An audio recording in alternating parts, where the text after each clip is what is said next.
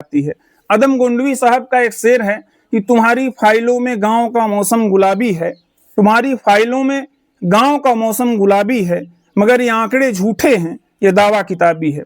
Bharatiya Janata party देश की सबसे बड़ी झूठी पार्टी है। वो सिर्फ लोगों को लड़ाने का काम करती है और सत्ता की कुर्सी तक पहुंचना चाहती है। सब आदित्यनाथ जी वो माउथ करप्ट हैं। अभिवादन स्वीकार कीजिए, मैं हूं अनुज और आप देख रहे हैं एनटी यूपी भारत।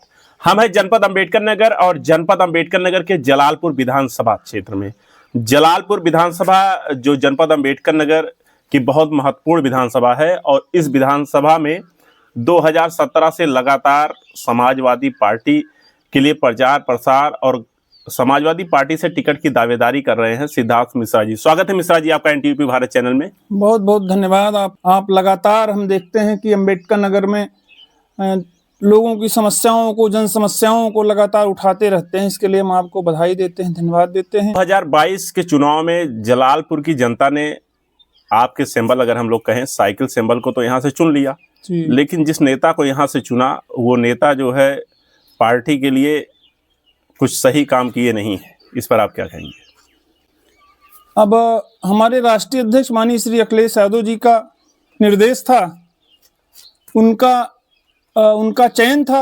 उन्होंने जिसको भेजा, हम लोगों ने उनको बड़े वोटों से, बड़े अंतर से यहाँ से जिता करके भेजा।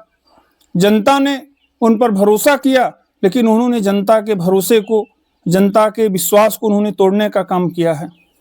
2022 और आगामी 2027 का चुनाव होना है। आप भी लगातार क्षेत्र में प्रचार और प्रसार कर रहे हैं।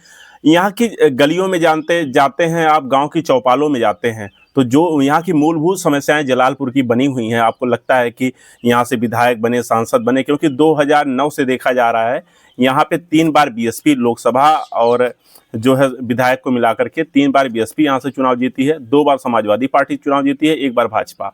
तो ऐसे में क्या आपको लग रहा है कि अभी वो मूलभूत समस्याएं जो लगातार बनी हुई हैं उनका निदान नहीं हो पाया है? 2012 में जब माननीय श्री अखिलेश यादव जी उत्तर प्रदेश के मुख्यमंत्री बने, तो उन्होंने प्रदेश में विकास के ऐसे तमाम नए आयाम गढ़े जो आज लोग याद कर रहे हैं। उत्तर प्रदेश का उन्होंने ऐतिहासिक विकास किया है। आज भारतीय जनता पार्टी की सरकार में जब आम जनता को ठगा जा रहा है, आम जनता थानों और तहसीलों में परेशान है, उसका शोषण हो रहा है, ऐसे समय में लोग अखिलेश जी के कार्यकाल को याद कर रहे हैं। और जहां तक आप बात जलालपुर की है, बात अंबेडकर नगर की है, अखिलेश यादव ये मुख्यमंत्री थे तो उन्होंने टांडा में एक 100 बेड का अस्पताल बनवाया। हमारे रफीगंज के पास एक दल्ला एक स्थान है, वहां पर उन्होंने मातृ शिशु केंद्र 20 बेड का बना। जलालपुर नगर में, जलालपुर कस्बे में महिला अस्पताल उन्होंने बनवाया। और अंबेडकर नगर में तमाम ऐसे गांवों को जो है मुख्य सड़कों से जोड़ने का काम किया। अमूल डेयरी का वहां पर उन्होंने निर्माण कराया सपा समाजवादी पार्टी की सरकार में। तो ऐसे विकास के तमाम काम हुए जो आज जनता उनको याद कर रही है। अच्छा, जनता याद करे। आप ब्राह्मण समाज से आते हैं और ब्राह्मण समाज कहा जाता है कि ब्राह्मण समाज और क्षत्रिय समाज और कुछ मोस्ट बैकवर्ड इस समय बीजेपी की रीढ़ बने हुए हैं। तो ऐसे में आपको क्या लगता है कि मौजूदा समय में ब्राह्मण समाज और के साथ ब्राह्मण समाज से आप आते हैं और अखिलेश यादव पीडीए की बात करते हैं, तो कहाँ तक सही और सटीक बैठ रहे हैं आप समाजवादी पार्टी में? देखिए, समाजवादी पार्टी कभी जात की राजनीति नहीं करती। समाजवादी पार्टी हर धर्म और हर जात में भरोसा रखती है और सभी जात और धर्मों के लोग समाजवादी पार्टी को पसंद करते हैं और माननीय श्री अखिलेश यादव जी को पसंद करते हैं। जहां तक ब्राह्मण की बात है, ब्राह्मण हमेशा समाज में एक मार्गदर्शक भूमिका में रहा है। समाज को हमेशा ब्राह्मणों ने जोड़ने का काम किया है, लेकिन भारतीय जनता पार्टी की सरकार में ब्राह्मणों के साथ अन्याय हो रहा है। ये मैं खुल के कह सकता हूं। इस पर अन्याय हो रहा ब्राह्मणों के साथ। ब्राह्मण, आपके कहने का मतलब है कि इस मौजूदा ब्राह्मण वो बीजेपी से खुश नहीं है? ब्राह्मणों ने ही भारतीय जनता पार्टी की सरकार बनाई, लेकिन इलाहाबाद के माघ मेले में आपने देखा कि छोटे छोटे ब्राह्मण बच्चों को उनकी चोटी खींची गई, उनको अपमानित किया गया। ब्राह्मणों जाति के नाम पर तमाम इनकाउंटर किए गए, फर्जी इनकाउंटर किए गए। शंकराचार्य जी लगातार वो स्नान नहीं कर पाए, वहाँ इंतजार करते रहे और ये सरकार जो है उनको माफ़ी मांगना या मनाने तक नहीं गई। जो हमारे पूजनीय हैं, जो हमारे लिए सम्मानित हैं, उनको उत्तर प्रदेश के मुख्यमंत्री जी कहते हैं कि हम आपको शंकराचार्य नहीं मानते। मतलब उत्तर प्रदेश के मुख्यमंत्री जो है शंकराचार्य जी को प्रमाण पत्र देंगे क्या? शंकराचार्य जी हम सब के लिए पूजनीय हैं और उनके साथ जो अपमान हुआ है हम उसकी घोर निंदा करते हैं। और उत्तर प्रदेश के एक हमारे डिप्टी चीफ मिनिस्टर हैं जो लगातार हवाई दौरा करते हैं, कहीं उनका कोई स्वास्थ्य विभाग पूरी तरह से उनका फेल है, कहीं ना तो डॉक्टर है ना तो दवाइयां हैं, लेकिन अभी उन्होंने जल्दी एक ब्राह्मण बटकों को सम्मानित करने का काम किया है। तो हम उनसे पूछना चाहते हैं माननीय उप मुख्यमंत्री जी से कि शंकराचार्य जी को अपमानित हुए 1 महीने हो गया, आप कहाँ थे अब तक? क्या आपकी आत्मा अभी तक आपको जगाई नहीं? आप कहाँ थे अब तक 1 महीने तक? तो ये जो नाटक हो रहा है, ये नाटक बंद होना चाहिए। आपके पार्टी के मुखिया ने कहा कि लखनऊ में रहने से जो है टिकट नहीं मिलेगा, जा करके गांव और गलियों अपने क्षेत्र में रहिए, बने रहिए, तो उसी जो है तह पे आप चल रहे हैं। हम तो लगातार 2007 से जो है समाजवादी पार्टी में सक्रिय हैं और अपने नेता के निर्देश पर लगातार जनता के बीच में रहते हैं, लोगों के सुख दुख में रहते हैं और जो लोगों की समस्याएं हैं, भारतीय जनता पार्टी की सरकार में थानों और तहसीलों में किसानों का, छात्रों का, आम लोगों का शोषण हो रहा है, लोगों को लूटा जा रहा है। अस्पतालों में ना तो दवाइयां हैं और ना ही डॉक्टर हैं। अभी आपने घटना सुनी होगी, एक पखरपुर गांव हमारी विधानसभा का है, वहां पर एक महिला का ऑपरेशन हुआ जलालपुर नगर के अस्पताल में, और कंपाउंडर और जो वहां पर अप्रशिक्षित लोग थे उन्होंने उसका ऑपरेशन कर दिया, उसकी मौत हो गई। हमने उस मुद्दे को उठाया। अभी हमारे बगल में एक महेशपुर गांव है, वहां पर तेंदुए का हमला हुआ। उस हमले में जो निषाद जिस बच्चे ने लोगों को बचाया उस तेंदुए से, उसके परिवार के ऊपर 35 लोगों के ऊपर पुलिस ने मुकदमा दर्ज कर दिया। मौजूदा समय में देखा जा रहा है कि सरकार कहती है कि हम रोजगार दे रहे हैं, रोजगार के नित नए आयाम गढ़ रहे हैं, नौकरियां दे रहे हैं, तो इसको आप किस नजरिए से देखते हैं? कहीं रोजगार नहीं है, सरकार झूठ बोलती है। भारतीय जनता पार्टी के लोग सबसे बड़े झूठे हैं। आप अखबारों को उठाकर देख लीजिए, कहीं भी रोजगार का विज्ञापन, आप तो मीडिया के साथ हैं, कहीं भी आपको रोजगार का विज्ञापन दिखता किसी नौकरी का? जितने पेपर हुए सारे सबके जो है पर्चे लीक हो जाते हैं। माध्यमिक शिक्षा बोर्ड में जो तैयारी होती है, बच्चे सब इलाहाबाद में हैं, पढ़ रहे हैं, कहीं कोई वैकेंसी नहीं है। सरकार कहती है हमारे पास अध्यापक हैं, हम अध्यापकों की जरूरत नहीं, अध्यापकों को वैकेंसी नहीं है। अग्निवीर योजना तो ले आई सरकार। अग्निवीर योजना हम सब तो नौजवानों का दुर्भाग्य है कि इस देश में भारतीय जनता पार्टी की सरकार ने अग्निवीर जैसी योजना लाई।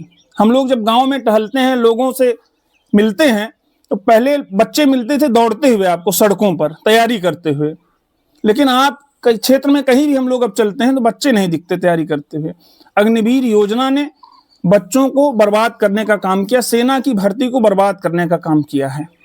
अच्छा, अगर 2027 में आपके मुखिया ने आपको मौका दे दिया और आप चुनाव जीत जाते हैं, तो जलालपुर के लिए आपने क्या सोच के रखा है कि सबसे पहले मैं जलालपुर के लिए करूंगा? माननीय राष्ट्रीय अध्यक्ष जी ने अगर मौका दिया और जलालपुर की जनता जनार्दन का, सम्मानित जनता जनार्दन का आशीर्वाद मिला, और हम लोगों का सबसे पहला लक्ष्य है, हमें टिकट मिले ना मिले, हम लोगों का सबसे पहला लक्ष्य है कि उत्तर प्रदेश में 2027 में माननीय श्री अखिलेश यादव जी उत्तर प्रदेश के मुख्यमंत्री बने। ये आपका लक्ष्य है? जी, हम लोगों का यही लक्ष्य है।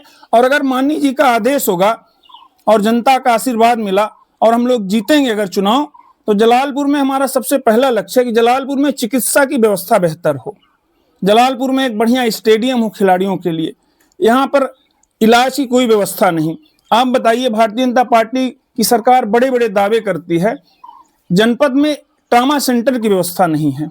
अगर कोई दुर्घटना होती है सड़कों पर, चूंकि इस समय अम्बेडकर नगर में तमाम आपको जानकारी होगी कि प्रायः दुर्घटनाएं होती रहती हैं।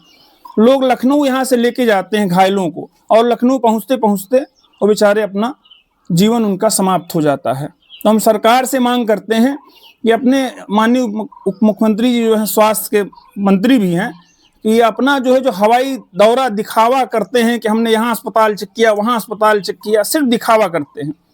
2017 से आप लगातार जो है जलालपुर से में समाजवादी पार्टी में सक्रिय राजनीति कर रहे हैं और टिकट की लगातार दावेदारी कर रहे हैं।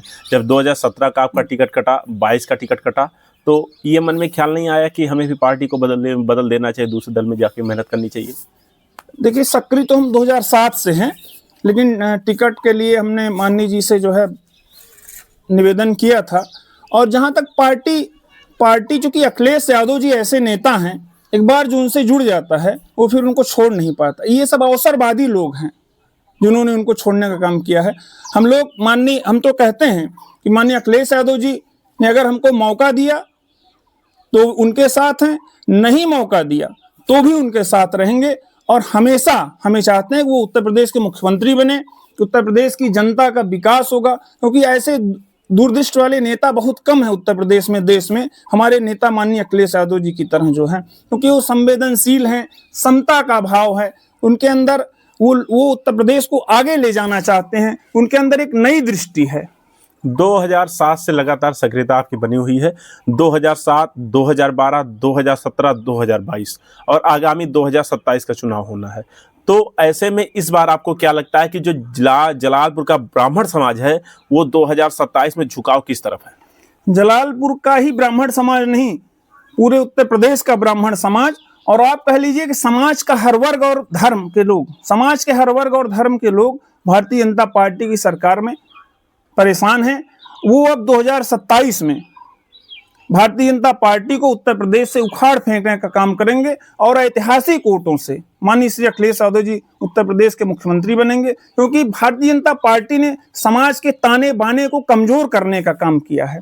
हमारी संस्कृति मिली जुली संस्कृति है, हम भाईचारा और सभी वर्गों को, सभी धर्मों को ले चलने वाले लोग हैं, समाजवादी लोग। उदय प्रताप जी ने एक लाइन कही है कि न मेरा है न तेरा है, ये हिंदुस्तान सबका है, नहीं समझी गई बात तो ये नुकसान सबका है।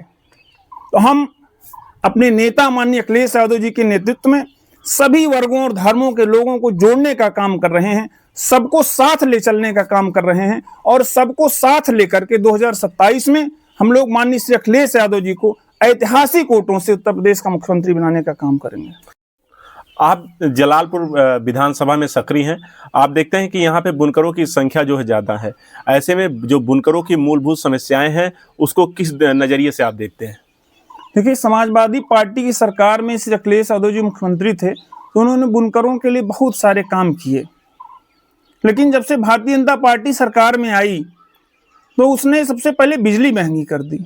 और हमारे बुनकर भाई जो हमारे जलालपुर नगर में है, टांडा में है और जिले में अच्छी खासी संख्या बुनकरों की है, जो हमारे लिए कपड़ा तैयार करते हैं, हमारी माताओं बहनों के लिए कपड़ा तैयार करते हैं, उन सब के लिए भारतीय जनता पार्टी ने बिजली महंगी कर दी। और भारतीय जनता पार्टी की सरकार में बिजली वसूली के नाम पर आम जनता को परेशान किया जा रहा है। आप मीडिया के साथी हैं, सबसे ज्यादा अगर कहीं भ्रष्टाचार है तो बिजली विभाग में है। बिजली विभाग में छापे के नाम पर लोगों से वसूली की जा रही है। हम लोग चूंकि जनता के बीच रहते हैं तो तमाम साथियों का फोन आता है, भैया बिजली वाले आए, छापा मारे और जो है वसूली करने का काम कर रहे हैं, अवैध वसूली करते हैं, अवैध वसूली कर रहे हैं। अच्छा, आप लगातार फील्ड में भी बने हुए हैं और देख भी रहे हैं कि जो युवा है वो रोजगार की स्थिति यहाँ पे दयनीय है जनपद अंबेडकर नगर में। और बीजेपी बात करती है कि हम 1 डिस्ट्रिक्ट और 1 प्रोडक्ट बनाएंगे। ये बीजेपी जो है लोगों को नया नया सिगुफा देती रहती है। वो जब भी हर साल वो हर नए बजट में जो है एक नए तरीके का जो है सिगुफा लेकर के आती है। अदम गोंडवी साहब का एक शेर है कि तुम्हारी फाइलों में गांव का मौसम गुलाबी है, तुम्हारी फाइलों में गांव का मौसम गुलाबी है, मगर ये आंकड़े झूठे हैं, ये दावा किताबी है। भारतीय जनता पार्टी देश की सबसे बड़ी झूठी पार्टी है। वो सिर्फ लोगों को लड़ाने का काम करती है और सत्ता की कुर्सी तक पहुंचना चाहती है, सत्ता में बने रहना चाहती है, लोगों को लड़ा करके, लोगों को आपस में तोड़ करके। जबकि हम समाजवादी लोग, हमारे नेता माननीय अखिलेश यादव जी सभी वर्गों और धर्मों को जोड़कर चलने का काम करते हैं। बीजेपी तो आरोप लगाती है कि समाजवादी पार्टी जो है वो ब्राह्मण विरोधी पार्टी है। हमने आपसे कहा नहीं कि भारतीय जनता पार्टी झूठ बोलती। भारतीय जनता पार्टी की सरकार में सभी वर्ग और धर्मों के लोग परेशान हैं। भारतीय जनता पार्टी किसी की सगी नहीं है, वो सबको ठगने का काम करती है। उसका एजेंडा जैसे चलता है, उसको सत्ता चाहिए, बस सत्ता में बने रहने के वो लोग किसी को भी जोड़ सकते। किसी को भी तोड़ सकती है। इस बार जो बजट बीजेपी ने दिया है, उत्तर प्रदेश की सरकार ने जो बजट दिया है, वो कहते हैं कि ये बजट जो है वो गरीबों की हितैषी बजट है। झूठ का बजट है, झूठ का पुलिंदा है भारतीय जनता पार्टी का बजट। और हर बजट में अभी सदन में हम सुन रहे थे कि लोग बोल रहे थे, विधायक लोग, तो उनका बजट जब भी आता है तो उनका बजट खर्च ही नहीं हो पाता है। आप क्षेत्र में देखेंगे तमाम सड़कें आपको टूटी मिलेंगी। तमाम जो सड़कें बन रही हैं वो सब सड़कों की गुणवत्ता देख लीजिए, बनते ही एक हफ्ते बाद टूटना शुरू हो जाती हैं। अच्छा, सदन के नेता ने और सदन के विपक्ष के जो नेता हैं आपके माता प्रसाद पांडे, एक शब्द का प्रयोग किया, बुढ़िया।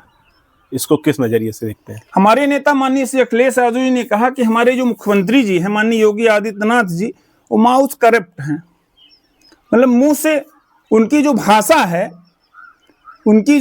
है, वो भाषा संसदीय भाषा नहीं। एक उत्तर प्रदेश के आप मुख्यमंत्री हैं, आपको लाखों करोड़ों लोग सुनते हैं। आप हमारे नेता माननीय श्री अखिलेश यादव जी की गंभीरता को देखिए, उनकी संवेदनशीलता को। माता प्रसाद पांडे जी विधानसभा के 2 बार अध्यक्ष रहे और विपक्ष के नेता हैं। विपक्ष के नेता का कद जो है, विपक्ष के नेता का कद उत्तर प्रदेश के मुख्यमंत्री के समकक्ष माना जाता है। और आप विपक्ष के नेता माननीय माता प्रसाद पांडे जी को, उनकी पत्नी को बुढ़िया कह के संबोधित कर रहे हैं। ये बेहद संवेदनहीन है और बेहद निंदनीय है। हम इसकी निंदा करते हैं और इसके लिए माननीय मुख्यमंत्री जी को सदन में माफी मांगनी चाहिए। तो खैर, वो हमेशा ऐसी भाषा आपको बोलते मिल जाएंगे, ऐसी भाषा बोलते रहते हैं, सार्वजनिक स्थानों पर बोलते रहते हैं। देखा, हमारे साथ चर्चा विशेष में जलालपुर विधानसभा सीट के सक्रिय और जुझारू नेता के रूप में जिनकी पहचान होती है, सिद्धार्थ मिश्रा जी थे, जिन्होंने कहा है कि पूरे प्रदेश का ब्राह्मण वो बीजेपी से अब थक चुका है, हार चुका है और बीजेपी से उनकी दूरियां बन गई हैं और 27 में वो समाजवादी पार्टी के साथ आने को तैयार है। ये तो 27 का चुनाव बताएगा कि कौन किसके साथ है। तब तक के लिए आप हमारे साथ बने रहिए। सिद्धार्थ मिश्रा जी, आपका बहुत बहुत धन्यवाद। आप हमारे चैनल के साथ धन्यवाद, आपका बहुत बहुत धन्यवाद।